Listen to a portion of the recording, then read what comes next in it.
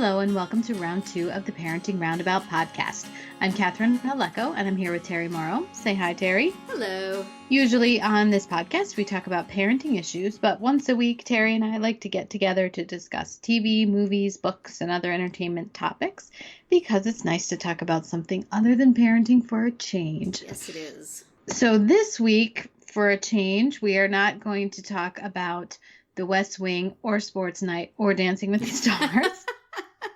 As we have been doing for the past several weeks, because we finished Sports Night and Dancing with the Stars finished itself, however you want to say it, awarded its trophy and is done for the moment. And West Wing Weekly is taking a week off. So we are going to put that rewatch on hold for this week, along with the podcast, the West Wing Weekly podcast. And instead, we're going to cover a book that I read for my book club. Yay. And we're going to hear my take on the movie Fantastic Beasts and Where to Find Them. Okay. And we'll also talk about what we should watch next, because now we have a hole in our viewing plans. As they say on West Wing, what's next? That's right. What's next? But first, the book that I just finished was called The Little Paris Bookshop by Nina George. Okay. And this was our book club pick for this month. It is originally written actually in German, but translated into English and has been very popular. It is the story of a man who calls himself a literary apothecary. And that is the name of his bookstore, which is on a barge on the River Seine in Paris. And what he means by that is he prescribes novels for the hardships of life. I'm reading from the flap copy right now. Okay. So, using his intuitive feel for the exact book a reader needs, Perdu, which is his last name, mends broken hearts and souls. And of course, that is my editorial addition, the only person he can't seem to heal through literature is himself. Go figure. Right. Can you believe it? Boy, does that sound like a book club book. Yeah, right? Right, because it's a book about books, which is a book club thing to do. Another one that we read was called The Storied Life of A.J. Fikry, which was also about a lonely bookseller finding love again. It's a theme. Yes, a genre. It certainly can be. Yeah. And this one, I don't know. There were things that I enjoyed about it, and there were things that bugged me. Most of which is, in that little description that I just read, it talked about how he intuits what a person might need. And there's a lot of that going on in this book of, people just knowing what someone else needs or is thinking without talking to them. And that I never believe in books when that happens. So I had some trouble there. Right.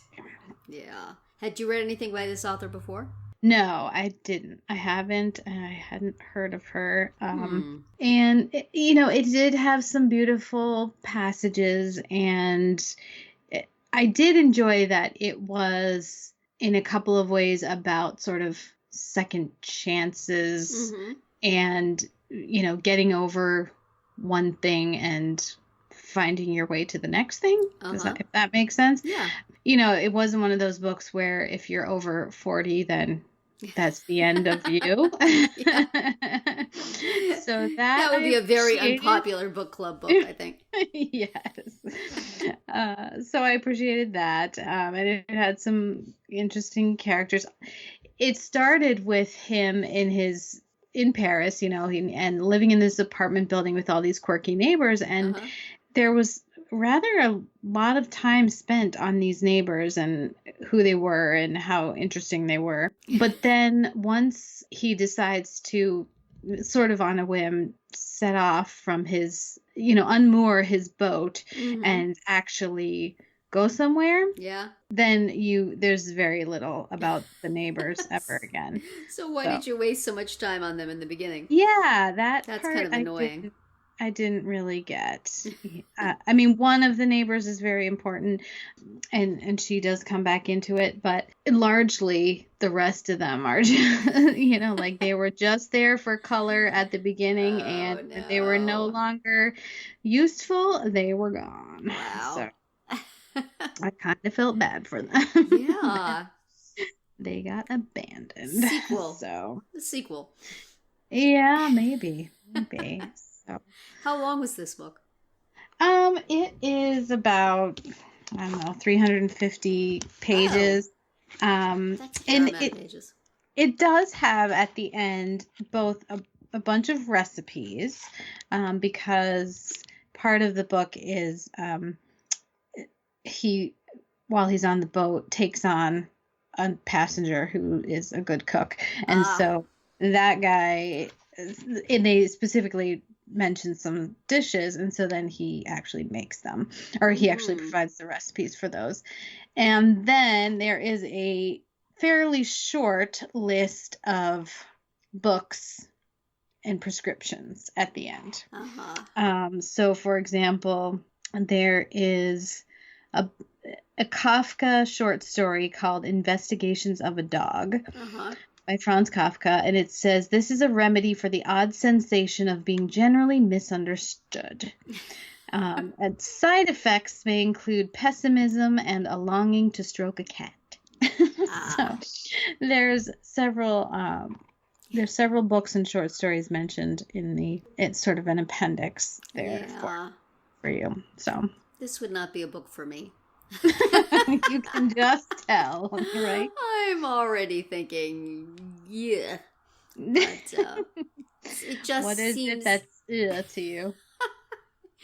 Oh, the little prescriptions and the recipes. And it just seems like they said, how can we make this the book clubbiest book that ever book clubbed? We can have prescriptions with books in them, and we can have recipes so that you can make the recipes for your book club. And just seems like it was written for an audience that is not me.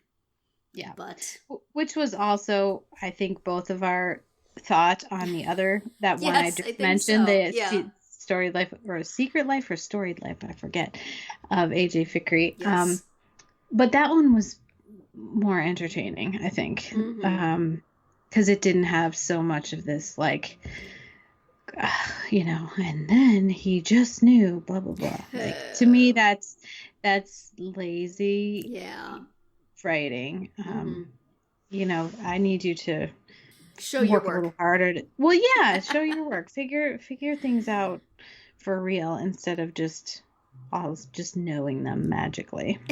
That doesn't work for me. Yeah. I mean, it's frustrating when they do that in TV shows and movies too, but it's like, they have a limited amount of time. Sometimes you have to just say, and then this happened. Right. 350 pages. Yeah. Flesh some of that out, man. Right. Or lady. Who's the author? Lady. Nina George is her name. It's the generic man. So I'll be interested to hear what the rest of the book club thinks of this one. I'm middling on it, let's just say. How have you been liking your recent books? We haven't been talking about books because we've had so much TV to talk about. That's right. We've talked about a lot of TV. Before this, we read one called The Reluctant Fundamentalist, which was actually very, very short and very interesting. And it was now I'm going to forget if he was in Pakistan or Afghanistan, but a man who had come to Princeton and gotten a job in New York as a, some sort of financial consultant person. And then he kind of just fell apart, and it was partly because of this woman that he was seeing, and it was partly because of September 11th.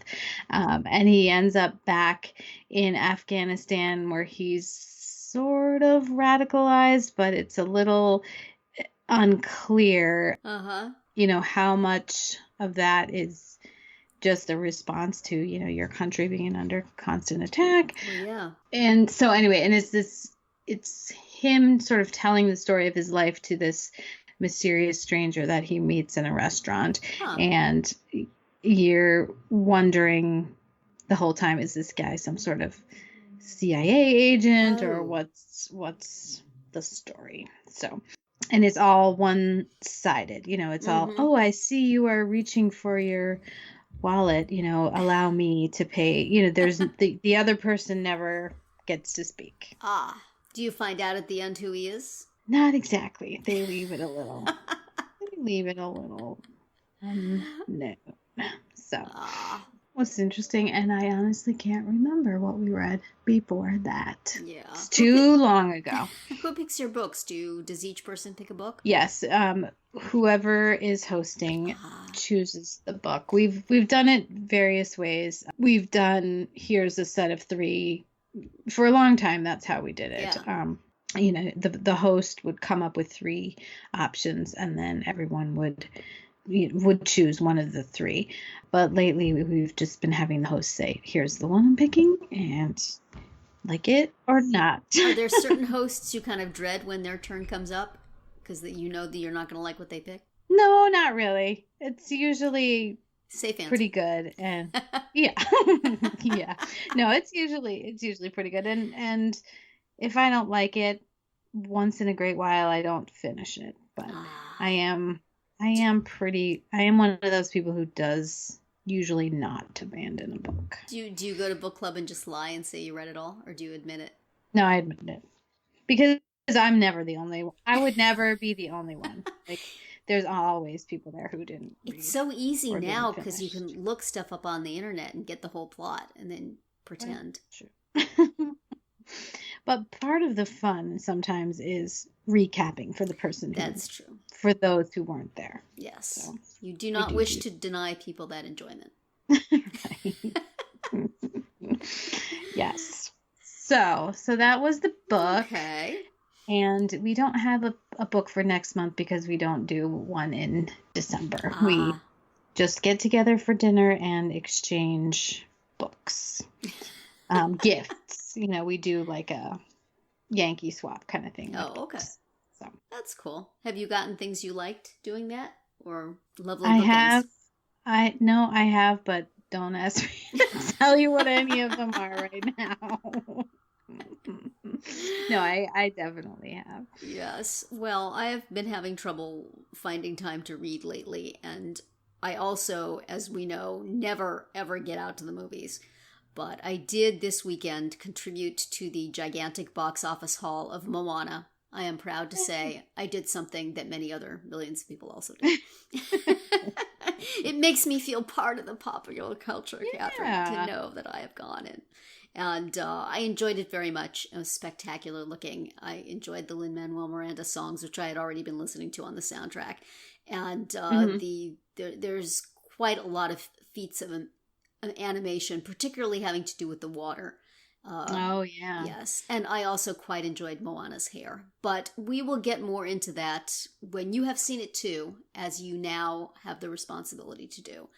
But I understand you also saw a movie this weekend. Yes, I went with many members of my family and saw Fantastic Beasts and Where to Find Them. Now, was this like an official post-Thanksgiving family movie-going? Yes. Okay. Well, it was on the day after Thanksgiving. We had a total of, I think, 13 people at our Thanksgiving table, and 10 of us went to the movies, and 7 of us saw Fantastic Beasts, and the other 3 saw Allied. Oh. I know. Which we kept saying, that one didn't get as good a reviews as Fantastic Beasts. Nor did it make as much money by a long shot. But those were 3 of the older I was members just of our going to say, party. I was trying to think of the nice way to say senior members of the family, Yes. perhaps? Yes. Because it's supposed to be quite the old-fashioned, the way World they War used to make II movies. kind of movie. Yes. So I will give credit. 3 of the senior generation came to Fantastic Beasts, though. So, well, quickly, did the people who saw Allied, were they glad they had seen it? Or did they agree with the not so enthusiastic reviews? No, I think they thought it was fine. I mean, they weren't like, "Oh my gosh, that was the best thing I've ever seen." They were just like, "Yeah, it was nice. It was good. It was like a pleasant way to spend a couple hours, I think." Okay. And their senior discount was Yes. Oh, well, applied. there you So. go. That helps. So what the rest of us saw, Fantastic Beasts and Where to Find Them, Mm-hmm. which is an offshoot, let's say, of Right. Harry Potter. It is not a sequel. It is not a prequel. It is part of the Harry Potter universe. And it was, I believe, J.K. Rowling wrote the screenplay. She did write the screenplay. Okay. She also wrote the book years ago. She had written this little book called Fantastic Beasts and Where to Find Them, which was meant to be one of the textbooks that the wizarding children use at their school. Okay. So it's all about these magical creatures, and it was written by, J.K. Rowling wrote it, but it was purported to be by this guy named Newt Scamander. So this movie is the story of Newt and how he is a caretaker of and a studier of all these fantastic beasts, which gives the opportunity for them to be depicted in the movie, which is a lot of fun. I mean, some of them are super weird and some of them are kind of scary and some of them are just cute. There's a little thing that looks a lot like a furry platypus, like a duck-billed, small little squirrel-sized thing that is like a magpie. It's attracted to anything shiny. So it gets loose and it's like basically going around New York City, like stealing money and jewelry. And that is one of the creatures that he has to recover after it gets lost. So it also takes place in New York, like I said. And so it opens up the whole world of what was the wizarding community and what was the situation for the wizarding community in the U.S. In the 1920s. So it takes place then. And we all enjoyed it quite a lot. It was a little darker and scarier than I thought it was going to be in parts, because it talked a bit, it had a storyline about young wizards who suppress their abilities, their magical abilities, and how that's not a good thing.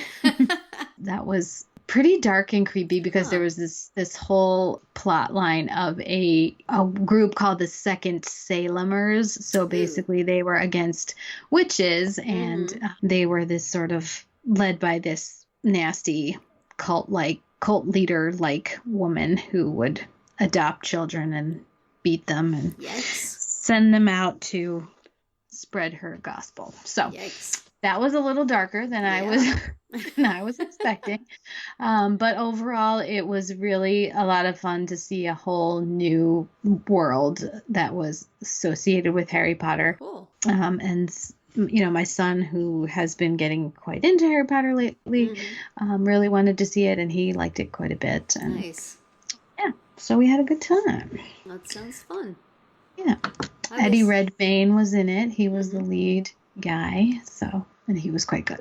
So. And quite a lot of CGI, apparently. Yeah, for sure. For the magical, for the creatures, and for the apparating and disapparating, which is how wizards sometimes travel, which is basically disappearing from one place and reappearing somewhere else. And there certainly was a lot of that, but it wasn't. It was well done, so it didn't bother me.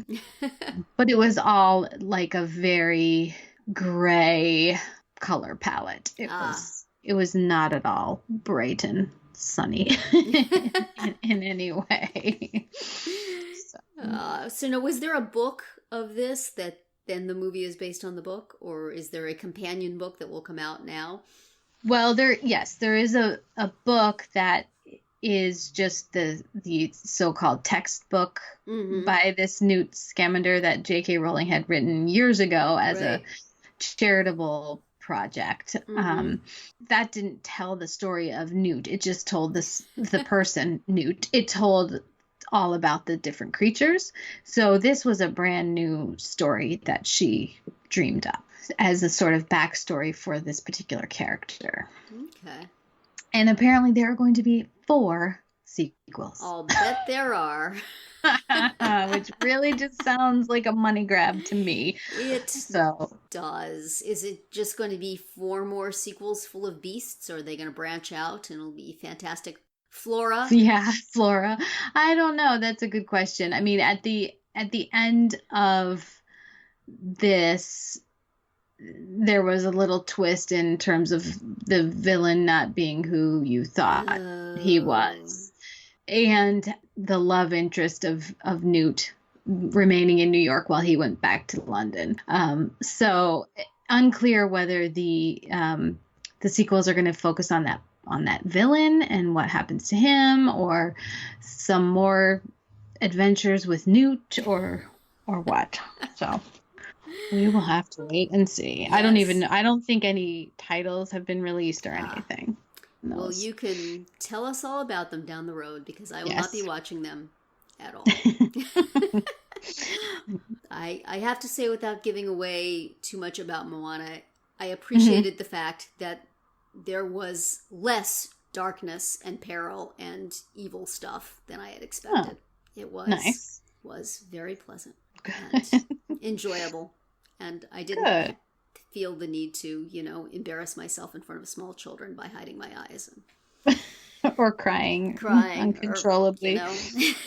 It was a pleasant surprise. But that is our movie report, I guess. I'm thrilled to have a movie report, even just that tiny bit. Yes. But I don't... I'm so glad that you got to see Moana, because I know you were... Nobody in my house wanted to see it. And so I asked I had some friends that were coming out, and I said, are you guys interested in seeing it? And they both were. And so then we made arrangements to see it. And then my kids are both, well, we want to see that.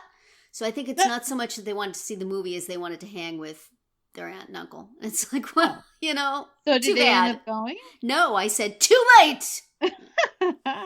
Well, no, my daughter was working and my son was bowling, so they couldn't have done it with us then. But, I asked you guys first. We could have done it on the day after Thanksgiving. We could have done it on the day of Thanksgiving. There was all sorts of opportunities, and y'all were just like, oh, that's Mom's obsession with Lin-Manuel Miranda. We don't have anything to do with that. But other people like it. Well, then maybe it's worth it. So, yeah, okay. But no, it was very nice just going with friends, not having to worry about other people's good time and needing to go to the bathroom or anything. So at the wrong point.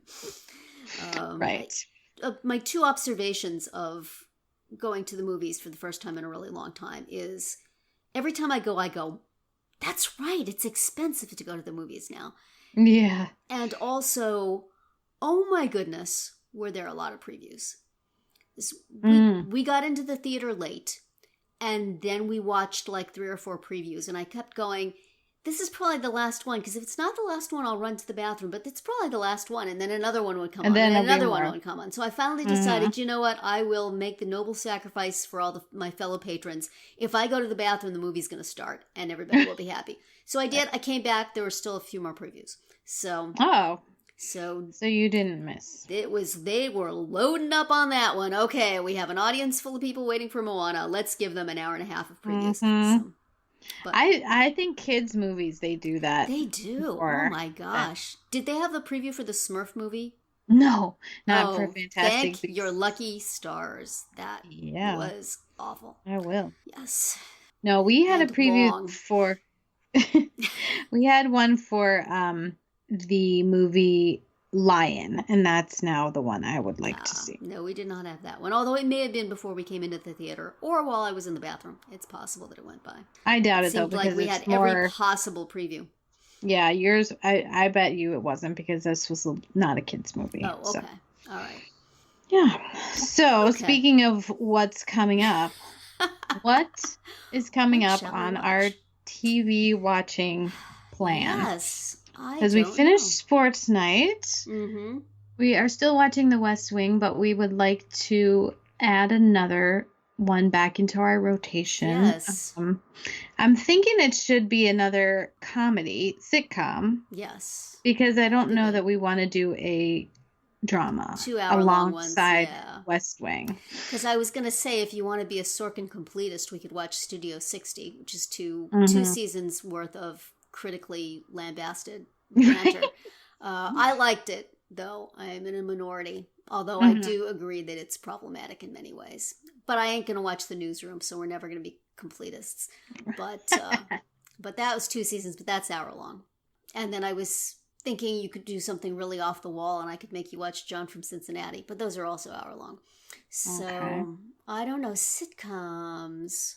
Well, and the other thing that I was thinking of is I had never watched Gilmore Girls, and now there's all this I was thinking all the same this hype thing about this new. Is it a series? It's a new series, right? No, 4 episodes, a new season, but it's only four episodes on Netflix. So the thing is, we would have to presumably watch all of the Gilmore Girls from the beginning, and by the time we got through them, this would be so old news it would probably even be off Netflix. Nobody would be talking about it anymore.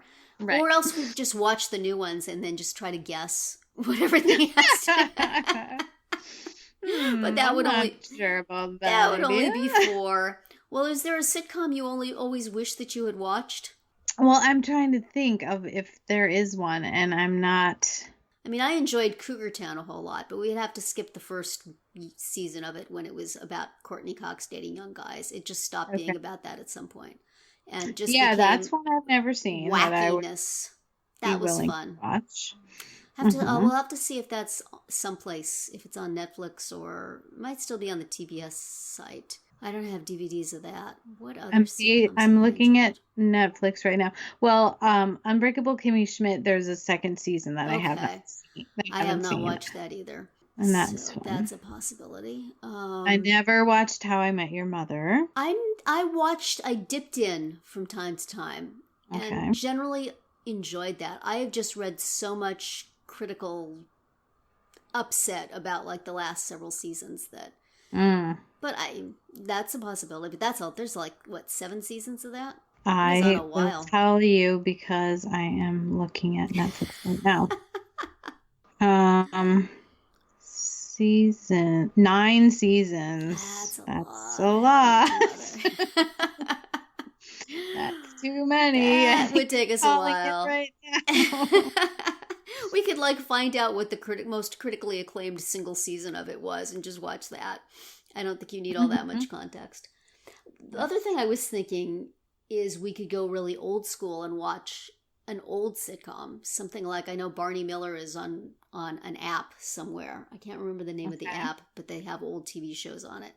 Or I don't know if Mary Tyler Moore Show is on anywhere, or I think we had talked about Newhart that I don't think you watched that. I didn't watch the original one, the original one.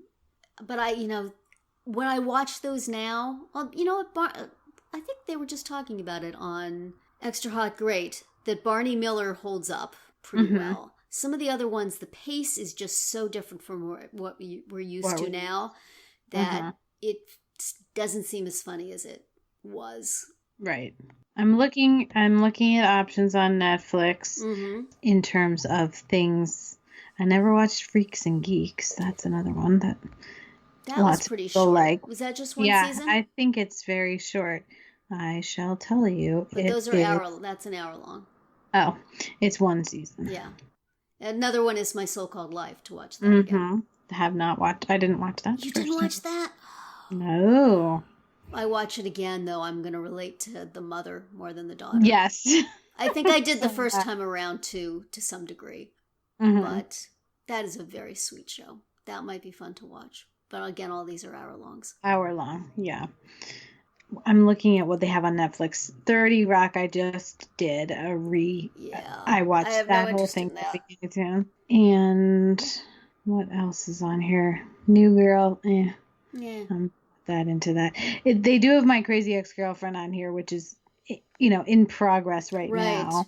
And I've watched a couple of those and liked them. So that one, they have the first season on Netflix, and then the other one is, I think, underway on the second season is happening now. Yeah, and then Master of None also I watched some of, and then I just stopped. Yeah, I've watched all of those already. So I don't know. There's a lot to consider. I wish there was something, we like Dancing with the Stars, and So You Think You Could Dance, that would be a contest, but it would be kind of fun. Like, the Great British Baking Show or something like that, but that's over with, right? It's over in Britain, but it is coming here. It is coming to the U.S. Oh my gosh. Like next week, I am pretty sure. It's the Great American Baking Show, and it has one of the ladies that was on the British one, Mary Berry. Ah, okay. So, yes. That sounds And perfect. we're actually in time to catch it from the beginning? Yeah, we can catch it. I'm looking it up right now. It's 2-hour season premiere on Thursday, December 1st. Well, let's do that. Let's stop overthinking what old TV we want to see, and let's watch people cook. The Americans are going to be a lot less cute than the Brits, though. I think most likely, and they'll probably they'll be less quirky, most likely, but and they won't be that's cooking. Okay. Will they be cooking weird stuff we've never heard of? Will they be cooking American food? I think they should make them cook weird British things. British things. Well, we'll find out. All will be revealed. So that is what we're going to watch next. In addition to West Wing, is we're going to watch the Great American Baking Show. So y'all tune into it Thursday so you can hear us talk about it on the following Tuesday. So that is going to be it for our round 2 today. Please subscribe to our Parenting Roundabout podcast so you won't miss any of our episodes, including our daily speed rounds and weekly group chats. As always, you can find recaps, links, and an opportunity to comment on our website at parentingroundabout.com. And before we go, you should also mention that next week we will be watching the West Wing episode, Noelle, which rocks. Excellent episode. Everybody go watch it. Go watch it twice. I am looking forward to that. So we'll watch that next time, and that's it. Goodbye, Terri. Goodbye, Catherine. Bye, everyone.